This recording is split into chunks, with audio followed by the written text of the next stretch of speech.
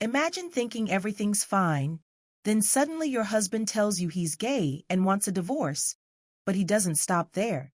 I, 33F, have been married to my husband, 34M, for 8 years, and we have 2 beautiful children together, 6F and 4M. Up until recently, I thought we had a good marriage.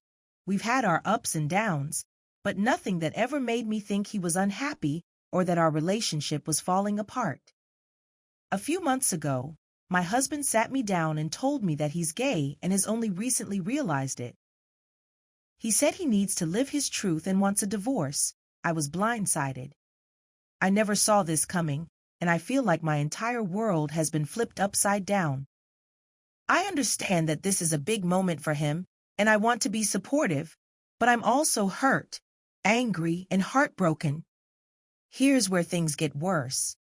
Not only is he asking for a divorce, but he's also trying to take almost everything in the process. He's the main breadwinner in our family, and because of that, he's arguing that he should get most of our assets, including the house. We both contributed to our savings and household, but since his salary is higher, he feels entitled to more. And if that wasn't enough, he's also filing for full custody of our kids. He says he's been a very involved father, which is true, but I'm just as involved, if not more. I've been the primary caregiver since they were born. Yes, I've struggled with anxiety and depression in the past, but I've worked hard to manage it and be there for our children. Now he's using that against me to try and take them away. I feel like he's not just ending our marriage, but he's ripping my entire life apart. I get that he's going through a lot, but I don't think it's fair that he's trying to take everything: our home, our savings, and, worst of all, our children. I feel like he's being selfish, trying to secure his future at the expense of mine and the kids. It's like I'm being punished for something I had no control over. He says I'm being unreasonable for not wanting to let him take the lead in the divorce or for being upset about what he's asking for. He claims he's trying to be fair, but I can't help but feel like I'm being taken advantage of. So, am I the a-hole for being upset that my husband wants a divorce, is trying to take most of our assets, and is fighting for full custody of our kids?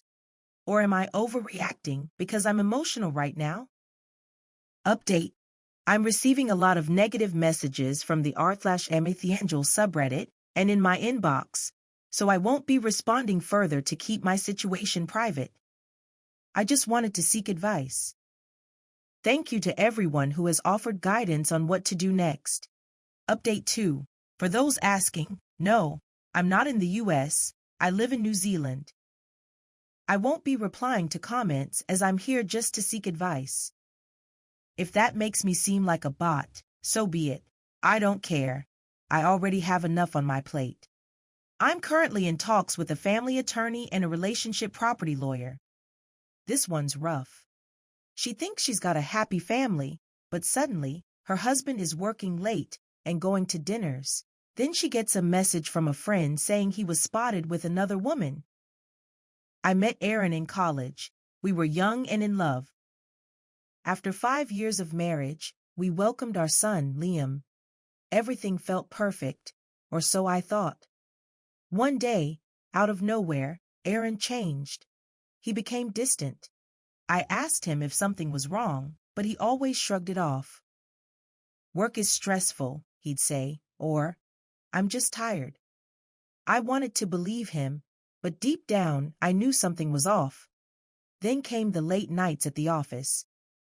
Aaron, who used to rush home to spend time with us, suddenly had important meetings. One night, I got a message from a friend. Hey, I saw Aaron having dinner with someone. I stared at the screen, confused. It must be a mistake, I thought. But curiosity got the best of me. I asked her for details. He was with a woman, she said. They seemed close. I didn't want to believe it was anything, but it felt wrong. I confronted Aaron that night. Who were you with? I asked, trying to stay calm. His face went pale. He stammered. It's not what you think. but I could see the guilt in his eyes. He didn't have to say more. I knew. For weeks, I lived in denial. I told myself it was just a misunderstanding, but then I found the emails. They weren't romantic, but they were intimate. She was a colleague. He had confided in her, shared parts of himself he hadn't shared with me in years. I felt betrayed, broken. But instead of confronting him again, I kept it inside. Maybe it would pass, I thought. Maybe this was just a phase. Then, one evening, Aaron came home early. He sat me down. "We need to talk," he said. I braced myself. "I'm in love with her," he confessed. I couldn't breathe. The room spun around me. "What?" I whispered. He didn't even try to sugarcoat it. "I've been seeing her for months. I didn't mean for it to happen, but it did." I felt my world crumble.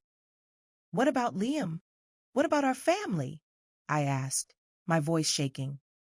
"I never wanted to hurt you," he said, "but I can't pretend anymore." That night, I packed a bag and left with Liam. I couldn't stay in the house where we had built our life. The betrayal was too much to bear. A few weeks later, I found out that Aaron and the woman had broken things off. She wasn't interested in building a life with him. She moved out of town, leaving him alone. He tried reaching out, asking for another chance, but I had already made up my mind. Sometimes life throws you a curveball. I didn't see this coming, and I never imagined my marriage would end this way. But it did. And I learned that sometimes the person you love the most can hurt you in ways you never thought possible. This one's quieter, but just as sad. Sometimes love doesn't end with a big argument, it just fades out. My husband, Tom, and I have been married for 12 years. We weren't perfect, but we had our moments, you know. I thought we were solid. Turns out I was wrong. It didn't happen in one big fight or some kind of dramatic event. No cheating or screaming matches. It just faded. One night, it hit me like a ton of bricks. It was a Tuesday, just an ordinary evening. We had dinner, then Tom was sitting on the couch, mindlessly scrolling through his phone like always. The TV was on, and he hadn't looked at me in over an hour. I sat there, staring at him, and this feeling washed over me. I felt invisible, forgotten. I don't know what made me do it, but I spoke up. "Tom," I said. He barely reacted, just a grunt. Didn't even bother looking up.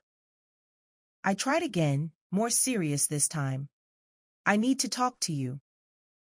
Finally, he glanced up, looking kind of annoyed and tired. "What's up?" he asked like nothing was wrong. I stared at him, struggling to get the words out. How do you even say it? How do you tell someone that your love isn't there anymore, that you feel like you're living with a stranger? "I think we're done, Tom," I finally said. He gave me this confused look, like he didn't get it. "What do you mean?" he asked. "I mean this. Us," I replied. "We're not the same anymore. I don't know how we got here, but we've drifted apart, and I don't know how to fix it." He just sat there, kind of stunned. He said something like, "I thought we were just going through a rough patch. All couples do, right?" But it didn't feel like a rough patch.